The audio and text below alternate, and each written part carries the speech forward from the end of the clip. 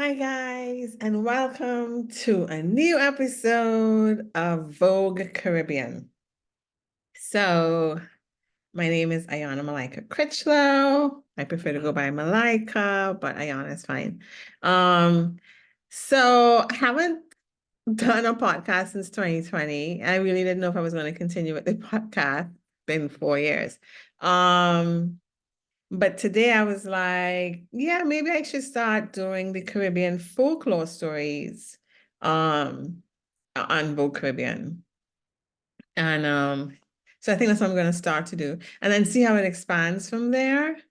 The hope is that the podcast ends up being all things from a Caribbean perspective. So not just all things Caribbean, but we can take a look at everything across the globe just from a Caribbean perspective, I was thinking. So that way it's not like very limited, not even just from a Caribbean perspective, but including a Caribbean perspective. So it could be other perspectives too, but the Caribbean voice is there, you know?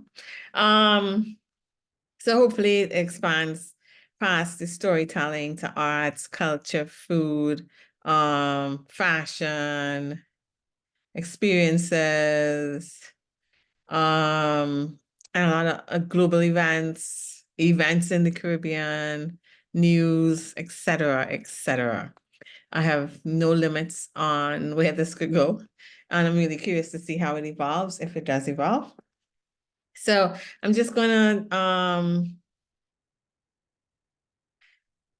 start doing these little storytellings and help to improve my storytelling skills because I love storytelling. I don't know if I'm a great storyteller, but I love storytelling.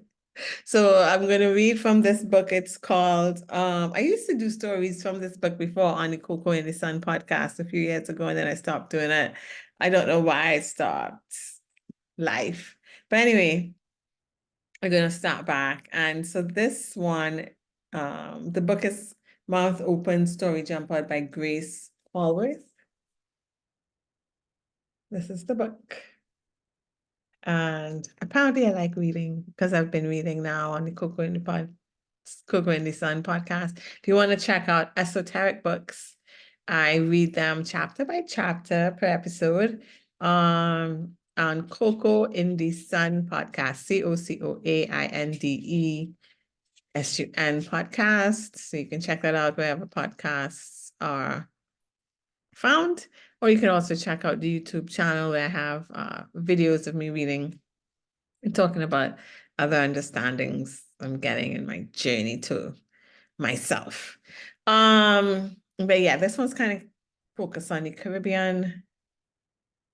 Well, we'll see where it goes. I leave it in the hands of the all. This voice is supposed to be here, right? Yeah. So yeah, I'm gonna start reading Caribbean folklore. I think I started Caribbean folklore, but it can be like Caribbean books. It doesn't have to be folklore. I really like folklore though. I'm really intrigued with Caribbean folklore. Um, so that's probably where I'm gonna start. I need to get some more books. But anyway, this book have like 13 stories, so keep us busy for a little bit. And then we'll take it from there if it expands. So let's see. The story I was thinking of doing today. I don't really like scary stories, you know. Can you imagine that? I don't like scary stories, but I like folklore.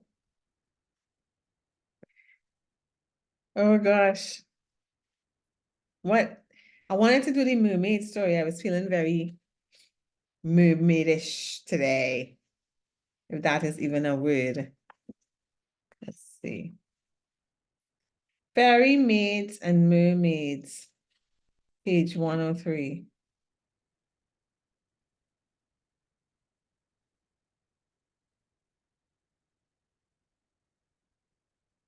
Okay, I guess there's a bunch of stories about fairy maids and stuff. So I thought it was one story. Looks like there's a bunch of short stories. I'll put on my glasses because could see, but it'll be a little blurry. I'll have to be far away. Okay. I hope everybody had a gorgeous weekend. This is Easter weekend. I have started it, decided to start it this morning. It just came to me why you just don't do the folklore stories on the Caribbean podcast. And I was like, you know what? Yeah.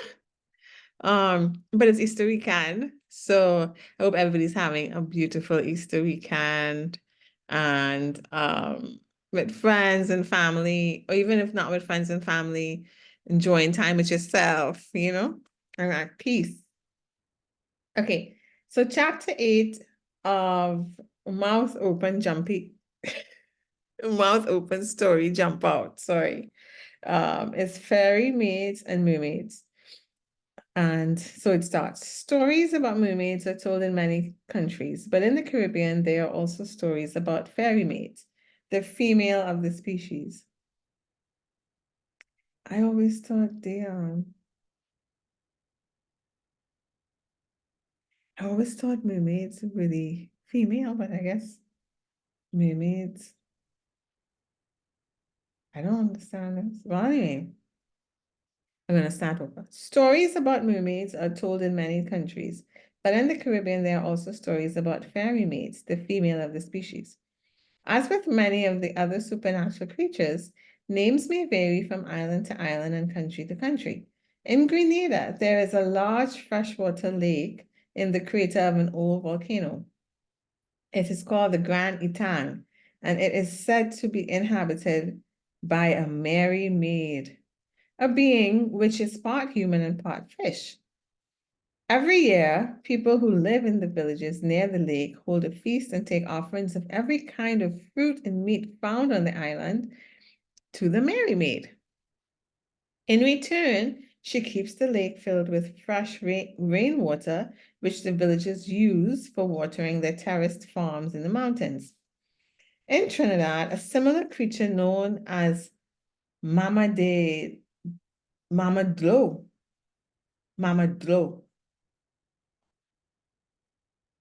lives. I've never heard that. I'm Trinidadian, and I've never heard of Mamadlo.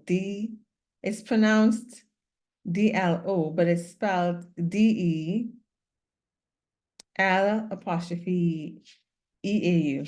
I would say Dilo, Mama Dilo. I don't know, Mama Dilo or Mama Dilo. Lives in rivers and in the seas around the island. She is sometimes seen sitting on a rock combing her long silken hair with a jewel-studded comb. People say that anyone who finds this comb may enjoy good fortune. These water beings are fallen spirits, and the fairy maids may have one human leg with a cloven hoof, like Bless. Oh, sometimes fairy maids and mermaids fall in love with human beings. Well, anybody can fall in love with anybody. Why is it only limited? Well, yeah, it could be limited to species. But yeah, maybe. All right. But I think love is universal. Okay. Okay, so we're going to read. We're going to start to read now. It doesn't have a title here, but then it has something. Then the next story is Strange Journey, but this story don't have a title. Unless it's called Fairy Maids and Mermaids. There was once a young woman called Margaret who was so beautiful that her fame spread to every county in the island of Tobago, and many songs were composed about her. Margaret was also an excellent swimmer, equally at home in river and sea. She was swimming in the sea one day when a man suddenly appeared beside her. He was young and handsome, and soon they were chatting like two old friends. After a while, the man said to Margaret, "There are some lovely underwater gardens not far from here, but you would have to be a strong swimmer to get there. Are you a good swimmer, Margaret?" Margaret was taken aback when he spoke her name, for she had not told it to him. However, she replied, "I have been told that I'm like a fish in water." You have no fear of the sea then, he inquired. I fear the sea as much as I fear the land. No more, no less, said Margaret. Right then, let us see what kind of fish you are, he said. And seizing her hand, he dived so swiftly that before she knew it, she was in a large hall with walls of coral festooned with sea green vines. The rooms which led off from the hall were a sight to behold and were paved with marble floors that shone like glass. There, Margaret saw her companion fully for the first time and realized that he was no mortal man, but a mermaid. She was not afraid of him, for he continued to treat her with the utmost courtesy.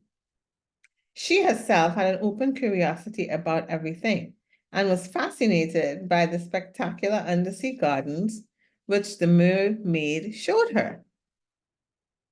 There was so much to see that Margaret was surprised when he said to her, "You have been with us for 3 days. Would you like to stay and be my true companion, Margaret?" 3 days? Why, I thought I had been here only a few hours. How is it that I have neither eaten nor slept, and I feel none the worse for it? Asked Margaret. Time feels different here because there is no change in light, and also because of the flow of the water. But tell me, Margaret, will you stay? Margaret did not know what to do or say. To tell the truth, she was in love with this gentleman of the sea who treated her like a princess. But to stay with him meant that she would never see her folk and friends again. She was clever enough not to provoke his anger with a hasty refusal, so she said, "Let me think about it for a little longer." Now that she knew he wanted her to stay, Margaret was careful about what she consumed. She had once been told that these beings could bewitch a person by giving them certain things to eat and drink. So she drank only clear water and ate only sea grapes. Finally, she told the mermaid that she wished to return to her world. "I am likely to die from homesickness if I stay with you," she said. And since he loved her truly, he let her go and took her up through what seemed to be a special tunnel to the beach nearest her village. But before they parted, he gave her a beautiful stone which reflected the colors of the rainbow when it was held up against the sun.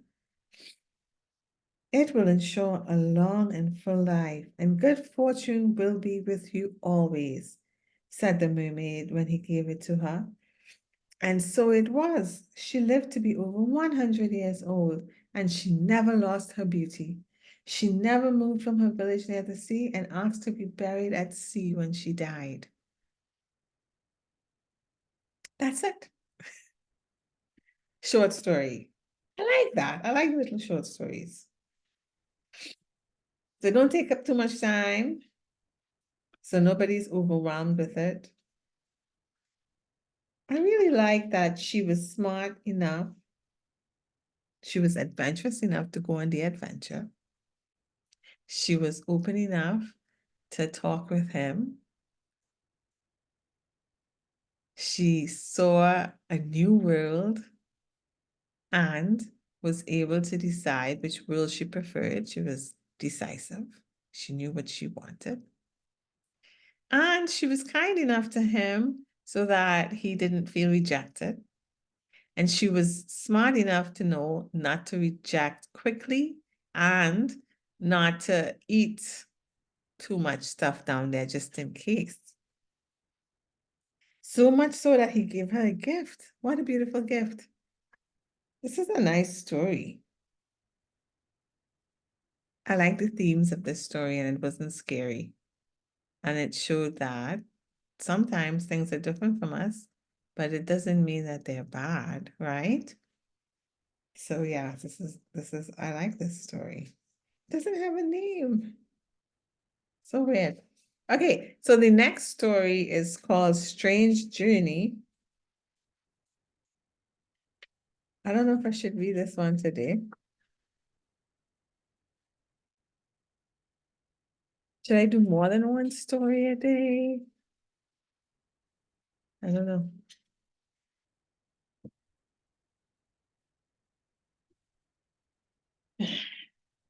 Yes, I will do Strange Journey. Okay, Strange Journey is the next story. Long, long ago, when people traveled by horse and pony, a doctor was on his way from visiting one of his patients. The moon was full and bright, and the doctor decided to take the beach road home. As he rode along, he saw a strange shape at the edge of the water. At the same time, his horse reared up and threw back his head, throwing him to the ground. When he got up and dusted himself off, he looked closely at the figure and saw it had a man's body from the waist up and the body of a fish from the waist downwards. "As I live and die, a mermaid!" exclaimed the doctor. "I can hardly believe my eyes." "Forgive me for disturbing you, but I beg you to come with me," said the mermaid. Needless to say, the doctor was quite taken aback at this request. He knew well what the mermaid was asking for. He had been brought up on local law about sea creatures inviting human beings to their underwater home. Nevertheless, he wanted to know what the mermaid had in mind for him. Oh, oh my goodness. Oh my goodness. Oh gosh. I hope it turned out well, you know. "I'm sure you have a reason for wanting me to go below with you, but I must know what it is," said the doctor. "My wife is seriously ill, and we have done all we can, yet she does not respond. I believe that you can help her." Well, the doctor was a man who put his professional duty above personal safety. That's a good doctor. Without further hesitation, he unstrapped his medical bag from the horse and said to the mermaid, "Now you must find a way to get me and my medicine chest to your home in safety. But remember, I am a poor swimmer." The mermaid made a sign to the doctor to follow him and led the way along the beach to a tubular object made of sealskin. He told the doctor to enter the tube, which was closed at one end. When the doctor was inside, the mermaid closed and secured the flap at the other end. Then he dived with it under the water. Before the doctor could think of what might befall him, the flap was opened and the mermaid was helping him from the tube. He stepped out onto a courtyard covered with black, shiny soil, which stuck to his shoes. Sound like oil. He was taken through a door and ushered into a large room where a beautiful woman lay on a bed of seaweed.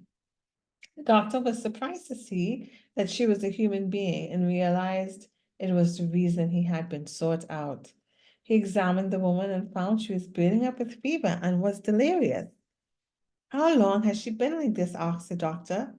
"The reflection of the moon has come into the water 3 times, and 3 times it has gone away." The doctor wasted no time. If for the last 3 nights the woman's temperature was as high as it was on that night, he knew he would have to work fast or she would be past help. Fortunately, he had with him medicine which could reduce the temperature quickly, and he gave her a strong dose of it.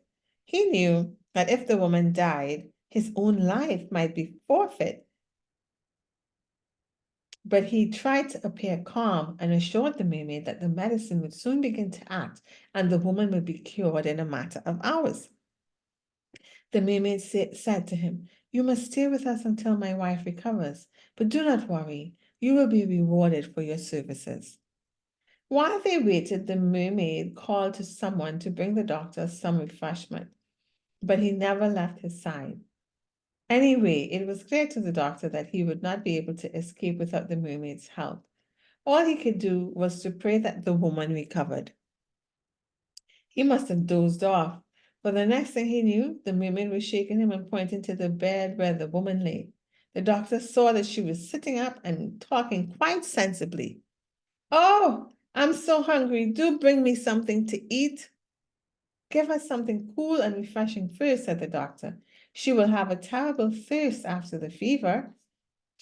He made sure that her temperature was normal, but left some of the medicine with the mermaid with instructions about how much should be taken at any one time.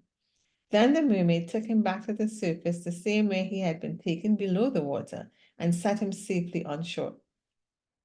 Early next morning, the doctor's wife saw a sack outside the front door and opened it. It was filled with gold and silver coins. On the sack was black sand, and just like the sand on the shoes, on the sack was black sand, just like the sand on the shoes the doctor had worn on the previous night when he made this strange journey. Okay, that's the end of that story. Also a very good story. Helping people, put people first, yeah. And you will be rewarded. So move past your fears and help if you can. I like that. I could be also making up these morals of the stories. It does not say that in the book. Anyways, so that is our first new episode in our new season in Vogue Caribbean. Her folklore stories from the book, Mouth Open Story Jumper. I hope everybody has a great weekend. Happy Easter if you celebrate, and we will talk again soon.